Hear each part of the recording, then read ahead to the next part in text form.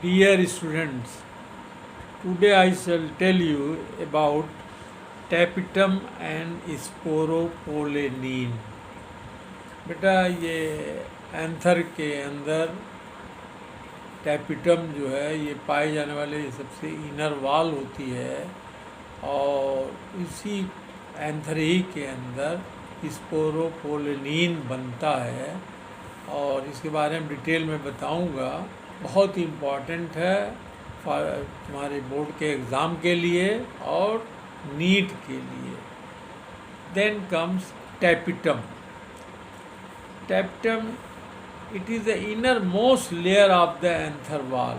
ये एंथर वाल के सबसे आंतरिक अस्तर होता है। 4 अस्तर होता है, एपिडर्मिस, एंडोथीसियम, मिडिल लेयर और टैपिटम। तो tapetum is the inner most layer of anther वाल। अब व्हाट इज फंक्शन, इसका काम क्या होता है, ये शॉर्ट बोर्ड में बहुत इंपॉर्टेंट पूछा जाएगा बेटा इस बार बोर्ड के एग्ज़ाम में। इट प्रोवाइड्स न्यूट्रिशन, ये पोषण प्रोवाइड करता है, खाना पीना देता है। तो it provides nutrition to the developing pollen grain, विकसित होते हुए पॉलन ग्रेन के पोषण के लिए ये भोजन सप्लाई करता है। And also contribute in the formation of sporopollenin. Sporopollenin तो बेटा एकदम तुम लोग रट डालो, समझ लो, मैं बहुत कायदे से बताऊँगा। What is sporopollenin? Sporopollenin really it is a complex organic compound. ये एक ऑर्गेनिक कंपाउंड होता है जो बहुत ही रचना में जटिल होता है, which play an important role in the formation of outer wall of pollen grain। pollen grain की बाह्य भित्ति जिसे एक्साइन कहते हैं, जो थोड़ा रफ होती है, काइटनस होती है, उसके बनने में इसका अहम रोल होता है, मुख्य भूमिका होती है। तो फिर से समझ लो, it is a complex organic compound which play an important role in the formation of outer wall। outer wall को एक्साइन कहते हैं of pollen grain। अब what is its function, इसका काम क्या है? it protects pollen grain from physical में temperature है, एयर है, रेन है, physical factor. Is protect from physical and biological degradation माने नष्ट होने से। So the pollen grain are well preserved as fossil. जैसे देखा होगा कि फॉसिल्स वगैरह क्या होता है, मरे हुए जीवों का हज़ारों साल पहले पर चट्टानों के नीचे खुदाई होती है तो उनका एक अक्ष मिलता है जिससे उनके बारे में हम पता लगाते हैं, तो फॉसिल कहते हैं। ये फॉसिल की तरह जो है pollen grain are well preserved, ये सुरक्षित रहता है एज ए फॉसिल।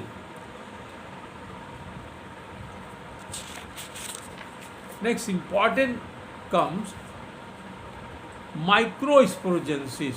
माइक्रोस्पोरोजेंसिस का हिंदू में सूक्ष्म बीजाणु जनन करते हैं। माइक्रो माने स्मॉल, छोटे से होता है, इसका वाइस वर्सा मेगा स्पोरोजेंसिस आगे हम लोग पढ़ेंगे।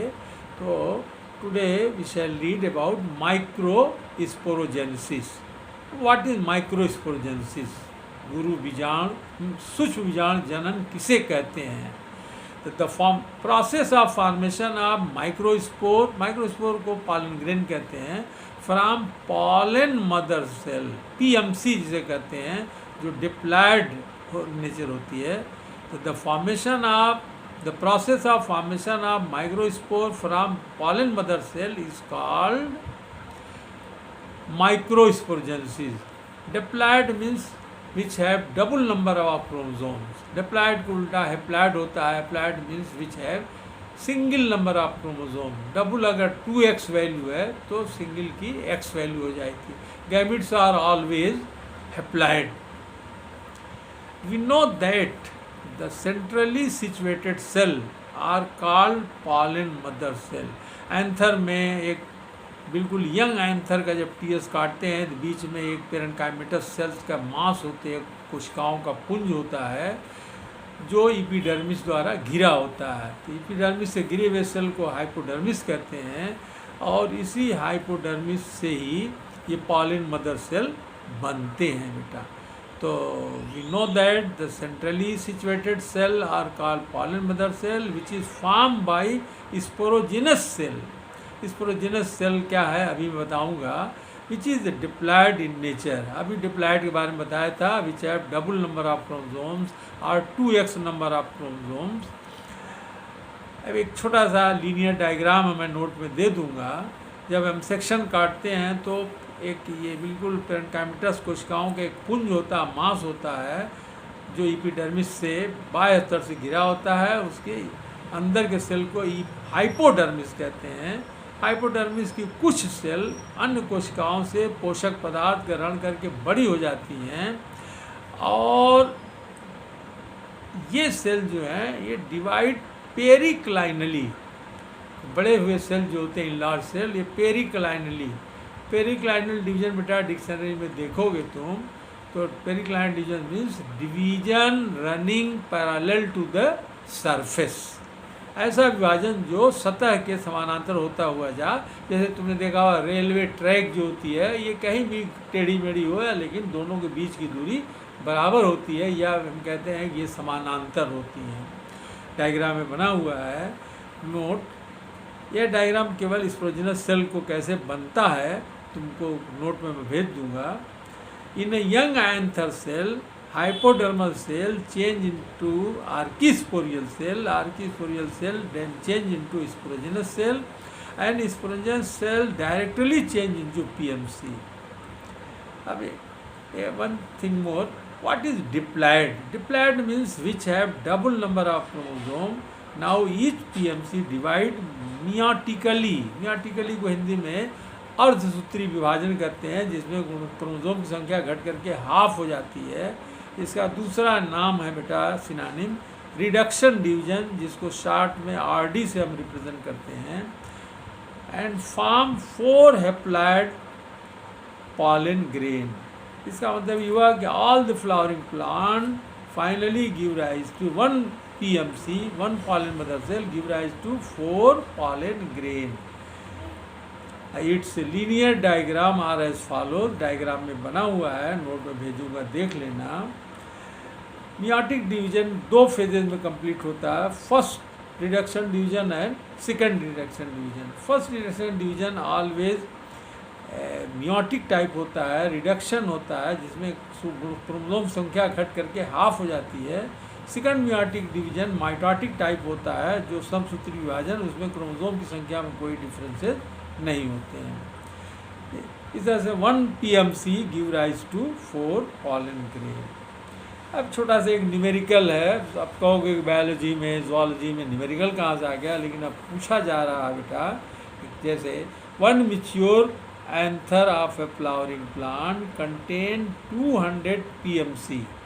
एक कोई एंथर है पुष्पी पौधे का जिसके अंदर कुल 200 पॉलन मदर सेल है उसके एंथर में। तो how many pollen grains are form during microsporogenesis. तो इसका आंसर लिखा हुआ है according to question 200 PMC। We know that each PMC forms 4 pollen grain. 200 into 4 into 800 pollen grain. Next comes structure of pollen grain. अब एक परागकण की रचना कभी कभी पूछ दिया जाता है बेटा। Really pollen grain represent the first cell of male gametophyte. Pollen grain जो होता है मेल गैमेटोफाइट। अब here is question, what is gametophyte? Gametophyte means gamete bearing body या गैमीट बियरिंग प्लांट बॉडी। तो gamete really pollen grain represent the first cell of the gametophyte. It is generally spherical double layer wall measuring about 25 to 15 micrometer in diameter. Double outer wall को exine कहते हैं, inner wall को intine कहते हैं। Outer wall has a prominent aperture में जगह जगह थोड़े बड़े बड़े छिद्र पाए जाते हैं, पोर पाए जाते हैं, जिनको जर्म पोर कहते हैं। और ये बहुत इंपॉर्टेंट जो बताने जा रहा हूँ, वेयर स्पोरोपोलोनिन इज एब्सेंट। इन पोरों में स्पोरोपोलोनिन नहीं पाई जाती, बकिया एक्साइन में हर जगह स्पोरोपोलोनिन पाई जाती है। Important for NEET. ये नीट के लिए बहुत इम्पॉर्टेंट है। Note, initially pollen grain is a unicellular and uninucleate. शुरू में ये एक कोश की रचना होती है जिसमें एक ही केंद्रक न्यूक्लियस पाया जाता है, but at maturity it becomes binucleate. About 60 to 70% angiospermic plant, angiosperm या angiospermic plant, there pollen grains are shed माने डिस्पर्स, बिखेर जाते हैं, बाहर आते हैं, एयर में आते हैं, स्कैटर्ड होते हैं एट 2 सेल स्टेज, 2 कोश की अवस्था में, while 30 to 40% are scattered in 3 cell stage with the division of generative cell। Generative cell फिर डिवाइड हो जाता है, इस तरह से वो 3 सेल में हो जाते हैं या 3 न्यूक्लिएटेड स्ट्रक्चर बन जाती है। Finally 2 generative cell forms 2 male gamete. Note, in a flowering plant 1 pollen grain forms 2 male gamete. तुमसे पूछा जाएगा बेटा कि एक पॉलन ग्रेन में कितने मेल गैमेट बनते हैं, तो आपको बताना होगा कि 1 pollen grain give rise to 2 male gamete. अब एक न्यूमेरिकल और है बेटा, पूछा जाता है mathematical question. A mature anther of a flowering plant contain 50 pollen grain। एक मैच्योर एंथर पुष्पी पौधे का जिसमें कितने pollen grain हैं, 50 हैं। How many male gametes are form? According to question, 50 pollen grains, we know that 1 pollen grain form 2 male gamete, so 50 into 2 into 100 male gametes are formed. So this is all about today. Thanks.